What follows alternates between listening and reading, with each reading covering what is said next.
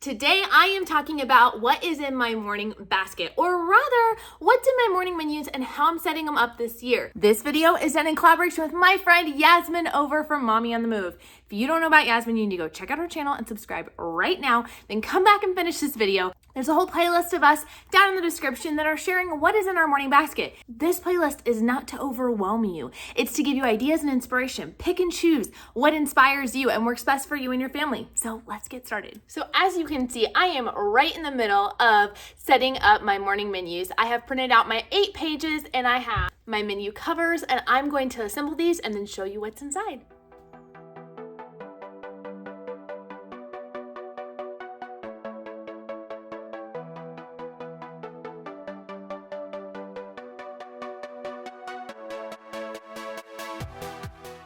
Now that we're done putting this together, I want to show you guys inside and how we organize this to help us keep on track with our morning learning. I decided to title it Learning Menus because while I do plan to use these in the morning, I want to leave the flexibility that we can do them in the afternoon or later in the morning or even in the evening. And I do have some very literal thinkers, as some of my kiddos have special needs. And so it really bothered them that it used to say morning menu. So this year I just said learning menu. Each cover is color coded by each child, so they each have their own color.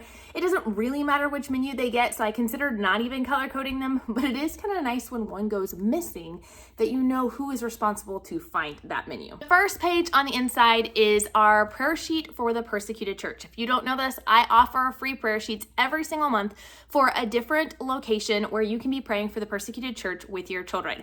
I take the different prayer requests off of several different places, but mostly from the Voice of the Martyrs, and I put them here with different visual symbols that will help your child remember and think of praying for the persecuted church. The next page in our menu is our 5 points of Calvinism, or TULIP for that matter. This is something I want my kids to memorize this year. They're familiar with it, but I really want to memorize it and talk through each of the points. That page will also cue us that it is time to do our Bible doctrine for older kids.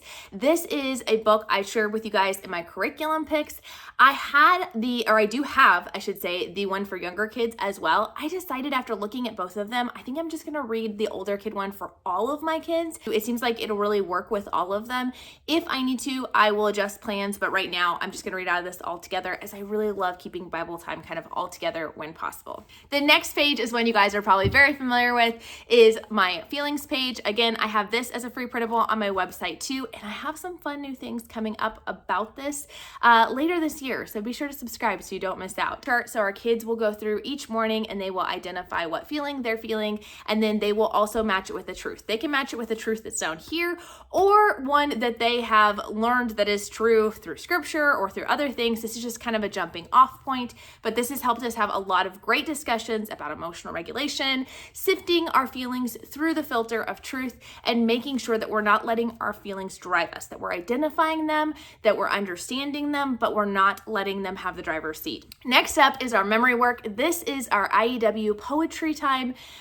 They have their own printable sheets, but it is 1 poem per sheet, and we like to work on a couple of poems each month. So this month we'll be working on The Ingenious Little Old Man, and we'll be working on My Shadow by Robert Louis Stevenson. So I'm really excited to work on these. I just take them from that page and put them into Canva, put my own little clip art in there just to make it more fun for the kids, but we'll be working on these. We work on one at a time until we master it, and then we will add on the second one. Also, next up, we are doing U.S. geography this year, and so we are learning about the 50 states. We are going to be using Kristen's study from Pearls and Oak. She has an amazing 50 states unit study that you can get for free.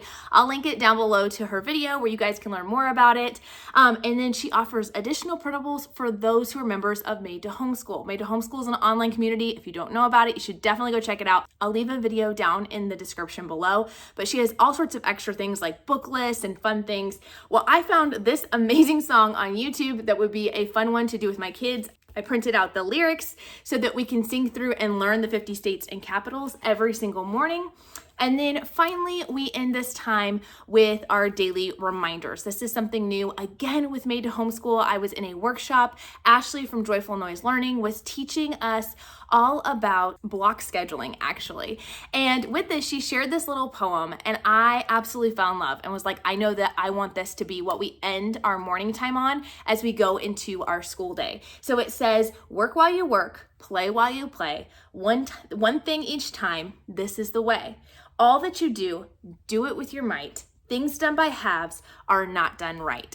And so I thought this is a great way. We always try to kind of end on some kind of reminder. And I hear these things when we read through this every single day. I hear my kids starting to repeat these things throughout the school year. My daughter was recently in a occupational therapy appointment, and they were doing some testing with her, and she started to mess up on something, and she goes, oh, practice makes progress, not perfection. Which is one of our things that we had from previous years. So I'm really excited to dive into this. This will be a great time to come together. We'll have the prayer element, we'll have Bible.